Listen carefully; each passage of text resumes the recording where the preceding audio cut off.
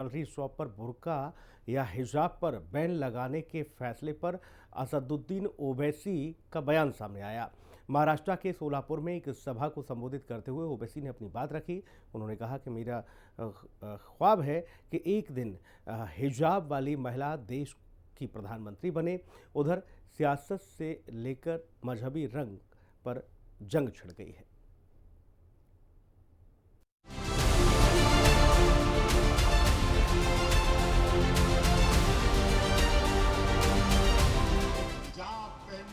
बेटी इस देश की वज़ीर आज़म बनेगी इंशाअल्लाह। भड़काऊ भाईजान की एंट्री, हिजाब वाली बनेगी प्रधानमंत्री।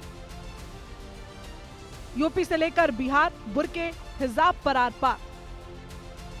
सियासी गलियारों से उठी आवाज, ओवैसी का कब पूरा होगा ख्वाब।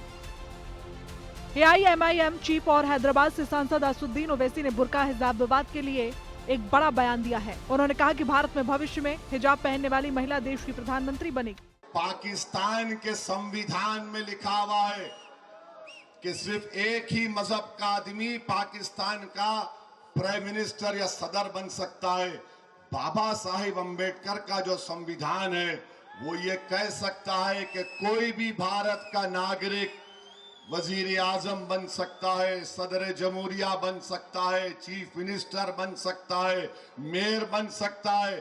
और असदुद्दीन ओवैसी का ख्वाब यह है कि एक दिन आएगा इस देश में इंशाअल्लाह ताला, शायद हम और आप नहीं रहेंगे मगर देखना, एक हिजाब पहनने वाली बेटी इस देश की वजीर आजम बनेगी इंशाअल्लाह ताला। उन्होंने ये बयान सोलापुर में एक सभा को संबोधित करते हुए दिया। हालांकि उन्होंने भारतीय संविधान की ताकत पर पूरा जोर देकर भरोसा भी जताया, लेकिन ओवैसी के हिजाब वाले बयान पर सियासी बहस शुरू हो गई है। देखिए, संविधान किसी पर भी कोई रोक नहीं लगाता। सभी लोग पीएम बनने की आकांक्षा रख सकते हैं, पर क्योंकि ओवैसी में अब ममदानी और पता नहीं और किसकी किसकी प्रेरणाएं और आत्मा अंदर आ चुकी है, तो मैं तो चाहूँगा कि ओवैसी साहब इतना अच्छा कार्य अपनी पार्टी से शुरू करें। अपने पार्टी की राष्ट्रीय अध्यक्षा किसी हिजाबी बुर्का पहनने वाली महिला को बनाए। अगर वो नहीं बन पा रहा है तो पसमानदा मुसलमान को बनाए। जो व्यक्ति अपनी पार्टी के नाम में मुस्लिमीन रखता है उसको कोई अधिकार नहीं कि वो पूरे देश को सेकुलरिज्म पर उपदेश देते रहे।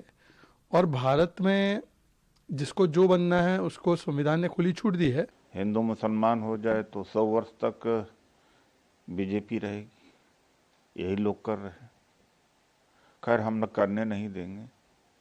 तो जब ही तो कहा जाता है कि एमआईएम जो है बीजेपी की बी टीम है, और इन्होंने कहा हिजाब वाली महिला प्राइम मिनिस्टर बनेगी, और उधर से जवाब तुरंत आ गया। लगता है कि दोनों मिली भगत थे पहले से। उधर से कि कोई हिंदू बनेगा, न हिंदू बनेगा, न मुसलमान बनेगा, न दलित बनेगा, न पिछड़ा बनेगा। सर्वप्रथम भारत का नागरिक बनेगा जिसको लोग चुनेंगे। दरअसल हिजाब और बुर्के को लेकर एक बार फिर विवाद छिड़ गया है। यूपी और बिहार में ज्वेलरी शॉप पर हिजाब बुर्का पहन कर आने वाले पर बैन लगा दिया गया है।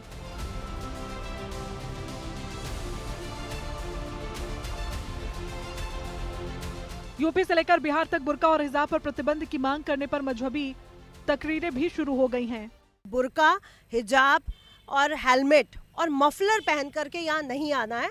तो मैं कहूँगी देखिए, जो करोड़ों की दुकानें खोल करके बैठे हैं उनके लिए बहुत ज़रूरी है, क्योंकि हिजाब में, बुर्के में बहुत सी चोरियाँ, बहुत से स्कैंडल्स, बहुत सी गतिविधियाँ हो चुकी हैं। इसलिए मैं कहूँगी कि ये बिल्कुल सही है।